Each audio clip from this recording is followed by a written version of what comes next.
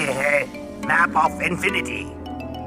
Map of infinity Ben 10 ultimate alien series के शुरुआती season में ये काफी ज्यादा पॉपुलर हुआ था क्योंकि अल्टीमेट एग्रेगर मैप ऑफ इन्फिनिटी के पीछे ही पड़ा हुआ था, क्योंकि यही एक रास्ता था फॉर्ज ऑफ क्रिएशन जाने का, जहाँ से एग्रेगर बेबी एलियन एक्स की पावर को एब्जॉर्ब करना चाहता था और पूरे यूनिवर्स पे राज करना चाहता था। अगर एग्रेगर 3 टुकड़े इकट्ठे कर लेता है और एक टुकड़ा इकट्ठा नहीं कर पाता है तब भी मैप ऑफ इन्फिनिटी काम नहीं करेगा और बेन, केविन, ग्वेन को मैप ऑफ इन्फिनिटी के टुकड़ों को इकट्ठा करने से रोकना था एग्रेगर को, लेकिन वो कई बार एग्रेगर से पहले मैप ऑफ इन्फिनिटी के टुकड़ों के पास पहुंच जाते थे, लेकिन वो किसी मुसीबत में फंस जाते थे। इसी वजह से एग्रेगर एंड में जाकर मैप ऑफ इन्फिनिटी के टुकड़ों को लेके भाग जाता था, लेकिन चौथे टुकड़े को तो बेन ऑलमोस्ट ले भी चुका था और वो लेके जाने ही वाला था कि एग्रेगर बीच में आ गया और वो बेन के हाथों में से ही मैप ऑफ इन्फिनिटी के टुकड़े को ले गया और वो फॉर्ज ऑफ क्रिएशन पहुंच गया। फॉर्ज ऑफ क्रिएशन जाने के बाद वो बेबी एलियन एक्स की पावर को एब्जॉर्ब करने ही वाला था कि अल्टीमेट केविन ने उसे रोक लिया। अब मैप ऑफ इन्फिनिटी का फॉर्ज ऑफ क्रिएशन एपिसोड के बाद कुछ भी पता नहीं चला। तो क्या हुआ था फॉर्ज ऑफ क्रिएशन एपिसोड के बाद मैप ऑफ इन्फिनिटी का?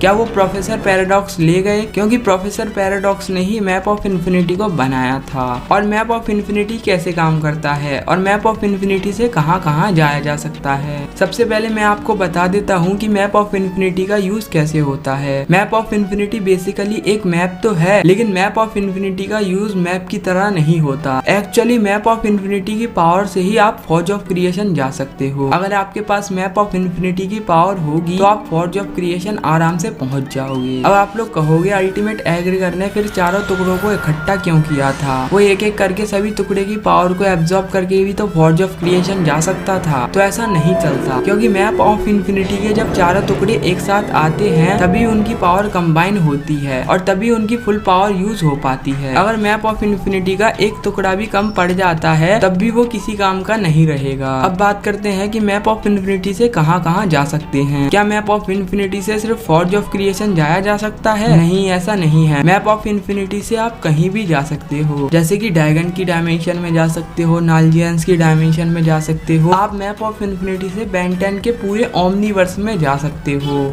मल्टीवर्स से ऊपर ओमनीवर्स आता है ना, क्योंकि obviously forge of creation episode में हमने देखा ही था फॉर्ज ऑफ क्रिएशन यूनिवर्स के बाहर पड़ता है, तो ऑब्वियसली ये मल्टीवर्स में तो आता नहीं है क्योंकि वो कोई यूनिवर्स नहीं है। अब बात करते हैं कि मैप ऑफ इन्फिनिटी का आखिर हुआ क्या था। मैप ऑफ इन्फिनिटी को आखिर कौन ले गया था? तो देखो, मैप ऑफ इन्फिनिटी कोई ऐसी चीज नहीं है कि एक बार यूज करने के बाद वो वेस्ट हो जाए। मैप ऑफ इन्फिनिटी को अभी भी यूज किया जा सकता है। अब हमें ये बात तो अच्छी तरीके से पता है कि केविन और बेन को चीजों को इकट्ठा करने का काफी शौक है। बेन 10 क्लासिक सीरीज में हमने देखा था कि बेन 10 ने काफी सारी चीजों को इकट्ठा किया था और बेन 10 की सीरीज में तो हमने ये बहुत अच्छी तरीके से देखा है कि केविन को चीजों को खरीदने बेचने का काफी शौक है। तो ऑब्वियसली बेन और केविन में से दोनों ही मैप ऑफ इन्फिनिटी को अपने पास रख सकते हैं। मैप ऑफ इन्फिनिटी बेन या केविन दोनों में से एक के पास हो सकता है। और अब आप लोग कहोगे केविन तो अपना आपा खो चुका था, इसीलिए वो मैप ऑफ इन्फिनिटी के टुकड़ों को वहीं फेंक गया होगा।